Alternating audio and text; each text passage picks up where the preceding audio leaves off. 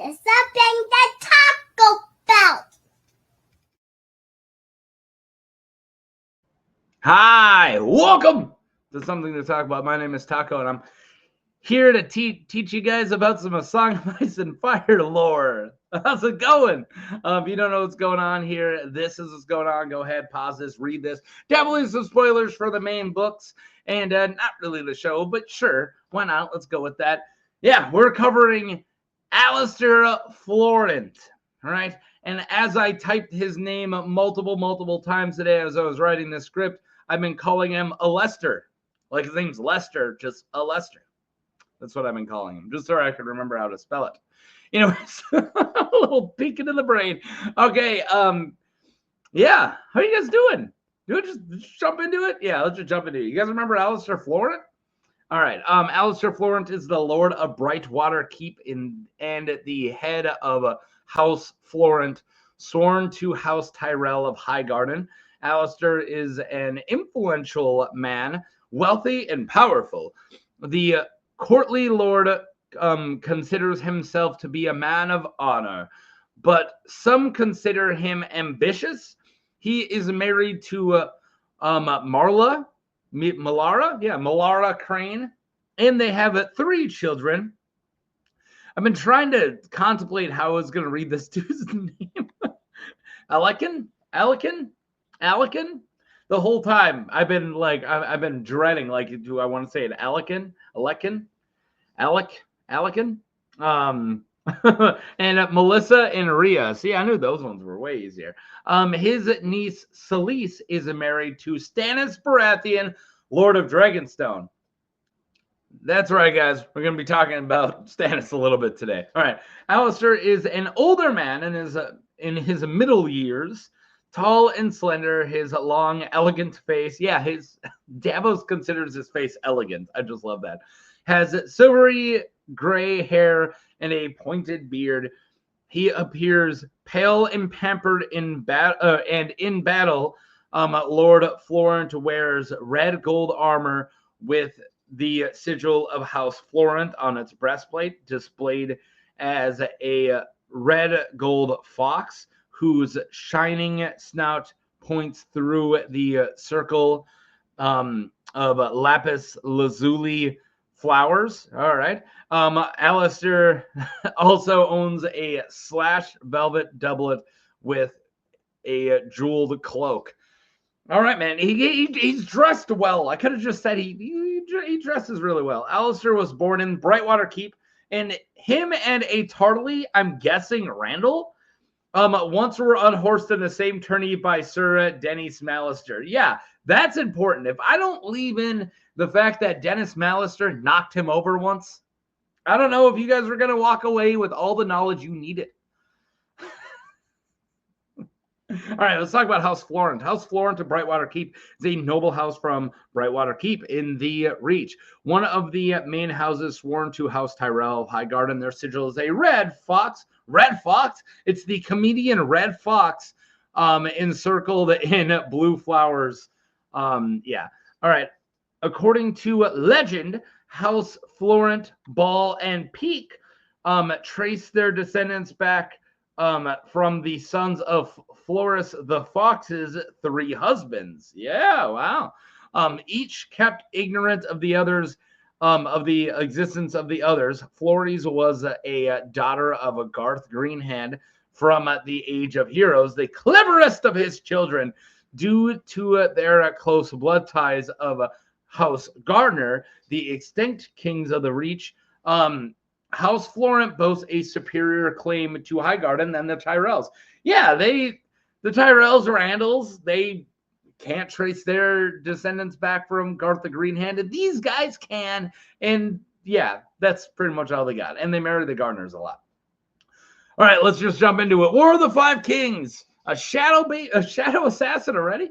When Lord Stannis Baratheon declared himself King of Westeros, his wife Selyse believes that her uncle Lord Alester and her brothers will pledge their swords to his cause.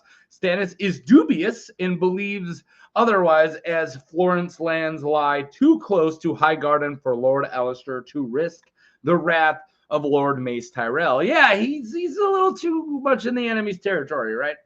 Stannis called it.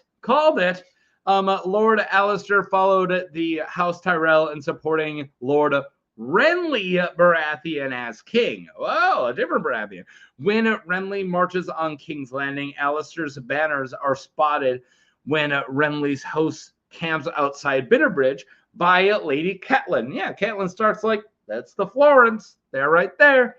After Renly's death to the hands of a shadow assassin, Alester rallies his banners and is the first of those sworn to Renly to go over to Stannis' cause. Yeah, he flippy-flopped immediately, right?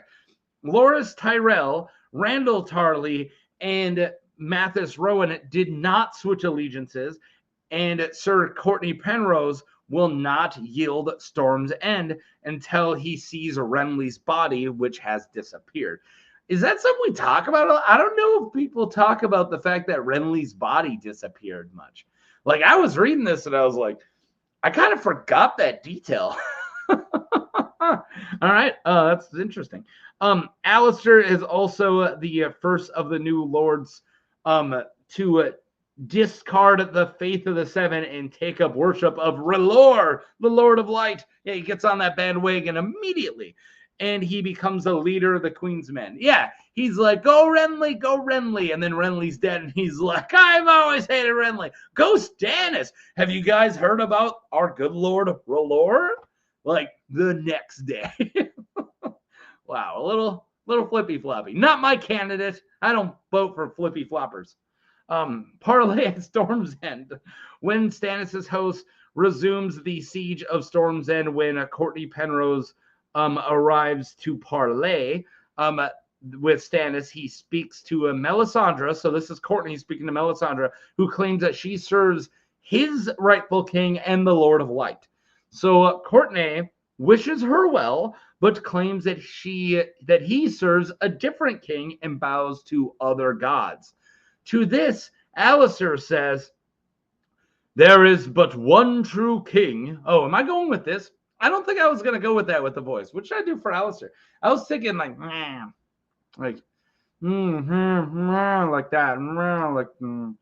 There is one true, yeah, that perfect. There is but one true king and one true God. Is that awful? Courtney asks if they are here to debate theology. He's like, am I here to do theology, or are we doing like a parlay? So Stannis gets mad and says that he knows why they are here. Courtney asks about Edric Storm, and Stannis says that he must be surrendered to him as well, like surrender Edric Storm to me and the king and the castle.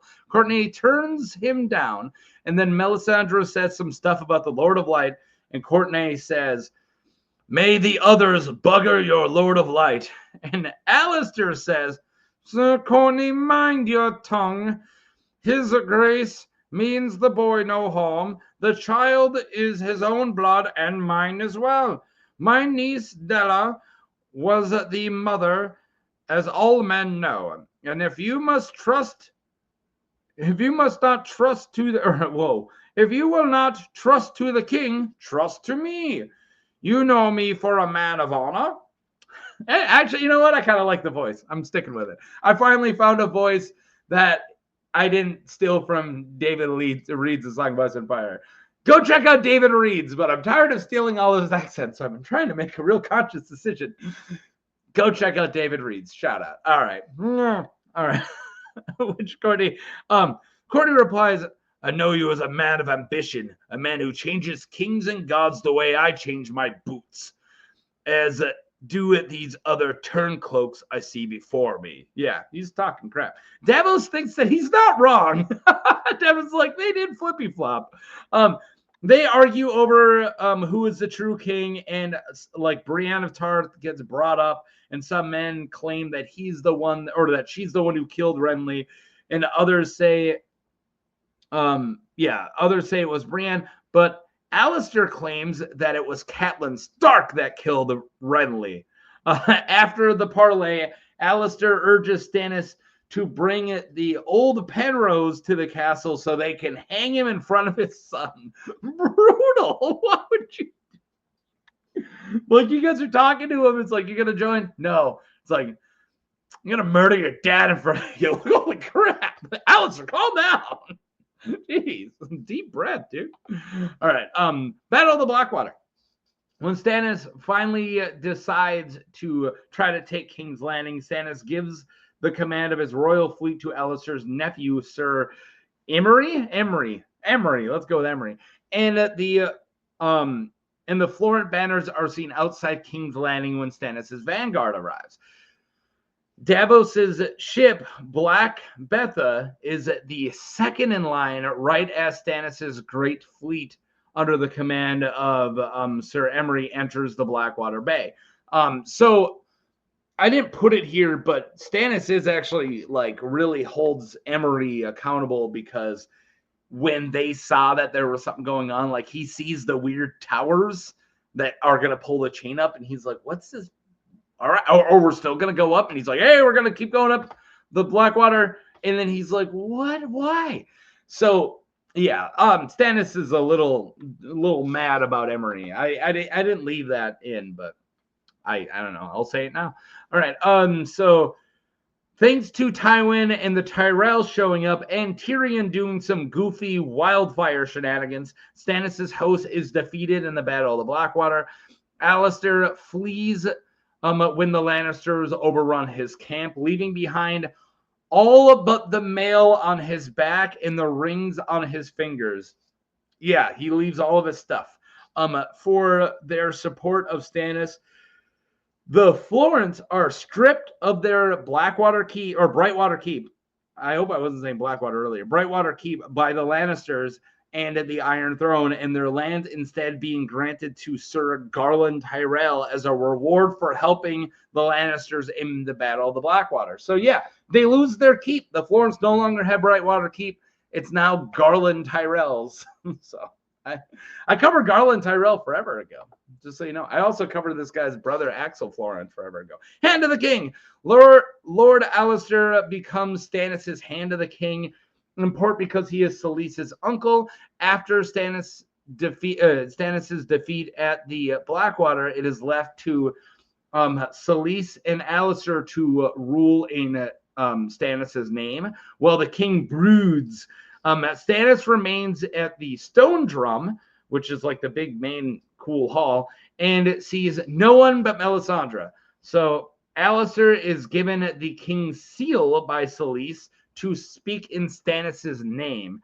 After Davos is found in the Blackwater, right, and is brought to Dragonstone with thoughts of killing Melisandre, Sir Axel Florent arrives to take Davos into custody for plotting to kill Melisandre, like right away. Like he didn't even start the plot.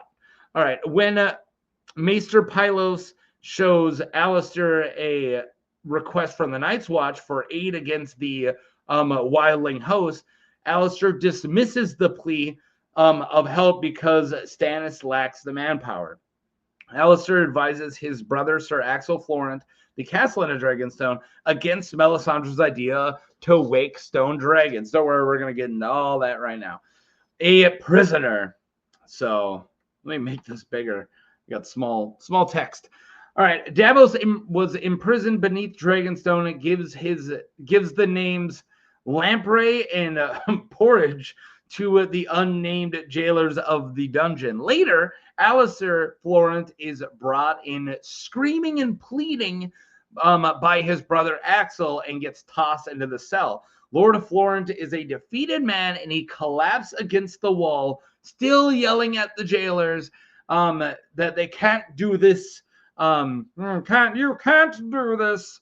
Davos talks to him and helps him up, and then Alester is dressed commonly, right? He's not wearing his stuff, right? He's not all dressed to the nines, and he explains, "My chests were lost when the Lannisters overran our camp. I escaped with no more than the mail on my back and the rings on my fingers. No doubt some cook's boy or groom is prancing around King's Landing just now in my slashed velvet doublet and jeweled cloak. But war has its horrors. As all men know, no doubt you suffered your own losses. And Davos says, yeah, I lost all 4 of my sons. It's so awful. It's like, dude, I lost rings. No, I still kept my rings. I lost my chest. I lost all this gold. It's like, oh, but you know, the horrors of war. And Davos, yeah, I lost my sons. Shut up. Then Alester says, May the Lord of Light lead them through the darkness to a better world. Yeah, you were about to say the 7. You were about to say the 7. I see through you, Alester. He tells Davos that his nephew Imry died in the fleet, and that Imry died in the fleet, and most of Stannis' bannermen were captured at the battle and bent the knee to Joffrey. When Davos claims that Stannis will never yield, Alester sits back onto the floor again and calls it folly and says, Stannis Baratheon will never sit the Iron Throne. Is it treason to say the truth? A bitter truth, but no less true for that. His fleet is gone, save for the Leseni, and Solodar's son will flee at the first sight of Lannister sails. Most of the lords that supported Stannis have gone over to Joffrey or died. I don't care what you guys say. I actually really like this voice. All right, keep going. And I got more quotes. And they all left. Ranting and raving. Davos asks if even the Lord of the Narrow Sea, even the Lords of the Narrow Sea have left as well, and Alester confirms it, telling him that of their fate, of all of them specifically, oh, this one left, saying that the Florents are almost all that's left. Not treason, never treason. I love his grace as much as any man. My own niece is his queen, and I remained loyal to him when wiser men fled. I am his hand, the hand of the king. How can I be a traitor? I only meant to save our lives and honor, yes. Alester explains that he wrote a letter that he planned to send to Tywin, offering peace and suggesting that Stannis would swear fealty to Joffrey, but if he would remain the Lord of Dragonstone and Storm's End, and that the Florents would get Brightwater Keep back in addition. You got to get your house back too. He offered Shireen's hand in marriage to Tommen. Alester then rants about Melisandre's talk of a stone dragon when he goes, madness, sheer madness. Did we learn nothing from Aerion Brightflame, from the 9 mages, from the alchemists? Do we learn nothing from Summerhall? No good has come from these dreams of dragons. It's a good speech. I like that. Davos knows Stannis well and tells Florent that Stannis would rather die a king than bend his knee, and that he would never consent to wed his daughter to Tommen, a child born of incest. And he's right. I don't care what deal you're getting. I don't think he would marry Shireen to Tommen. I needed a good stretch there. You guys like that? All right. Burned! Oh, no. All right. When Davos is retrieved from the dungeons, Axel denounces his brother as a traitor and takes the torch down to his cell, causing Alester to appeal to the gods. Axel desires for Alester and Davos to be burned as traitors, but Stannis, however, names Davos the new king's hand instead. He's like, I think we should kill him. And Stannis is like, I think we should promote him. Lord Alester is reported to have been sacrificed by Melisandre to R'hllor as a traitor. His son, there's that name, right? Alekyne, succeeds him as the attendant Lord of Brightwater Keep, though he has fled to Old Town. Yeah. Sir Davos recalls that when Stannis decided to aid the Night's Watch at the Wall, Melisandre burned Alester alive in order to obtain favorable winds in their expedition to the next expedition to the East Watch by the Sea. When bound to a post, Alester Florent had been silent and dignified, but as the flames began to touch him, he began to scream. Yeah, it's really hard to stay calm. I would suspect. I've never been burned at the stake yet. Oh, man. All right. That's it. Oh, wait. I missed it. Here you guys go. Poochie's dead! I asked in a video that just came out a few weeks ago for you guys, but just came out for me, if I should keep doing Poochie's dead, and I got a yes. So there you guys go. So, all right. Final. Favorable wind. I surprisingly did not find any theories for Alester. Yeah, I couldn't really find much. So if you have any, let me know. I have my own thoughts. Alester is I think Alester is a lesson to anyone that joins a political faction or a religious sect for personal gain without really understanding what you are getting into. Do you get what I'm saying? Like, he knew the path to power because he was ambitious was better if he swears to Lore and joins Stannis and such, right? I'm not going to draw any parallels, but there are millions of parallels in our own world, but I don't want to insult anybody. But getting into a political movement or a political faction or a religious sect because you think that it's going to help your ambitions without fully understanding what they're about, it's a bad thing. And that's what I think his point is, right?